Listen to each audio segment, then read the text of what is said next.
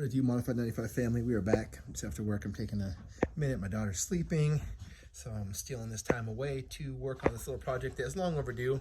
I have two to do, so I'll show you the first one, and I'll show you the second one, which is halfway prepped right now, and then hopefully a finished product in the same video. So give me 5 on my black hand side, and let's go.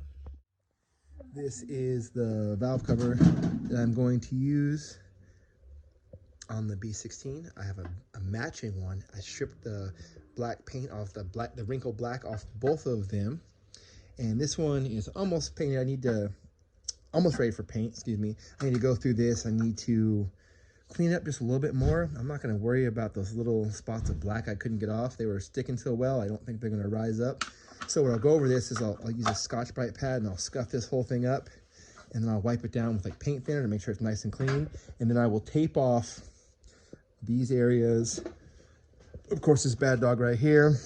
Yeah, all these. And then, of course, the ones in here I will tape off. And that'll look something like, it'll look like this.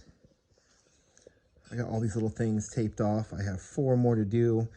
I should have a quarter, but I just don't have one near me. I didn't feel like going in the house and making noise, so I found this washer that is pretty close to the size. It's not exact, as you can see, but it's good enough for my purposes. I just want those to be smooth, so it's look pretty rad.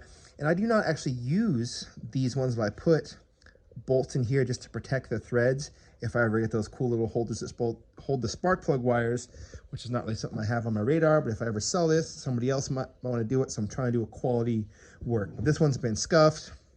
I got as much paint off as I could with both paint stripper, a little bit of time on the wire wheel, and then I will come back once this is dried and clean off the VTEC and the Honda logo and the actual Honda. So now that the head is all thoroughly prepped, this is the color. It's going to be this blue. I've seen tons of videos with this. I think this comes in 4 different colors: blue, red, which models the Type R, but it's not the same color. It's a little bit lighter. This blue is just like the H22 blue, but also a little bit lighter because I think that Honda has a specific color they use that you can't just buy from another company, but it's pretty close. I'm sure there's a lot of other companies that this models. There's also wrinkle black and wrinkle yellow. I don't know if there's any other colors that I've seen, and I think that some powder coating companies will do that for you. So here, they're all done. You can see what I mean, like about them not being perfect, because usually people do them all out because a quarter is a little bit bigger than that washer, but I do not think that's going to be a problem. I really tried to get in there and clean out that little channel.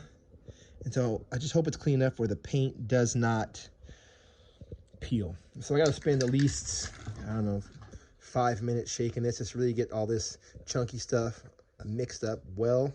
And then, as I believe, I'm not actually reading this, I've watched videos, like Honda Street Garage is one of my favorites. I think that's the one, yeah. And he was doing 5 minutes between coats. And I think Dana, Young Static, was doing this too. So I'm going to go one way, all the way across. And then I'm gonna let it rest for 5 minutes. Then I'm gonna go up and down. And then I think they want you to do diagonally. And then it dries for a little bit. Then I have a heat gun and both a torch. I think I'm gonna use the heat gun. It seems a little bit safer and not get too close and allow it to start to wrinkle up. So I'm gonna continue shaking this and then I'll keep coming back after each coat. Usually I get Zeronius sitting next to me to help me, but I'm trying to learn. He showed this to me before as well as me watching numerous videos, so I'm going to try to be pretty spot on with this and see how it turns out.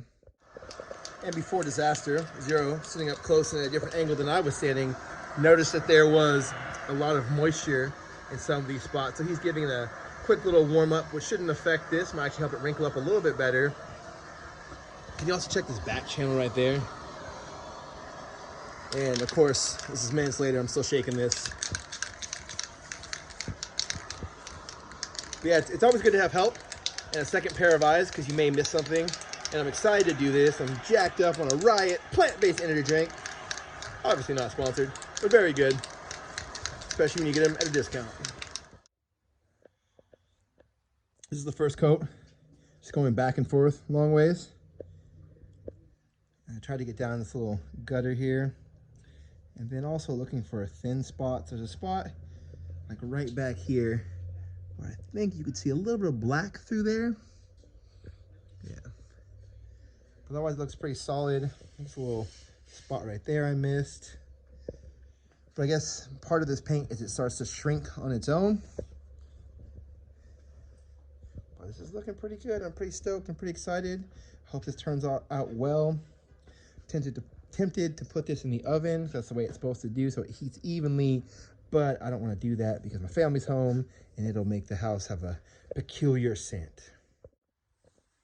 All right, this is the second coat. Really taking note of those inside pieces where it was a little thin on both sides. This is probably the least important area just for the fact that it'll have a cover over it, but still I want it done and protecting so that way it doesn't chip off or get corroded just because it was done poorly.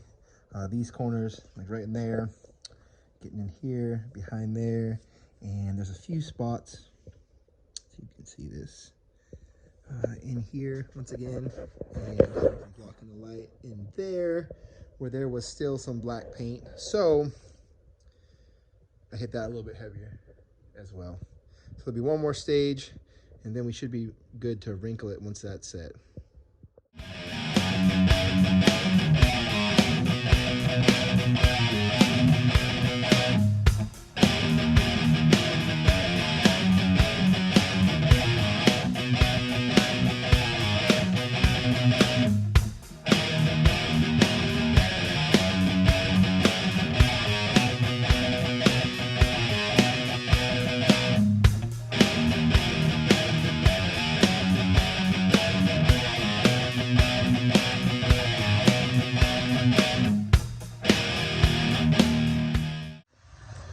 This is exactly like sitting there watching the paint dry, and I pulled off the tape prematurely because I was bored using the heat gun because I get bored very easily. I mean, it's coming out well. I mean, it is the blue I want. I'm not going to run this on the B18C.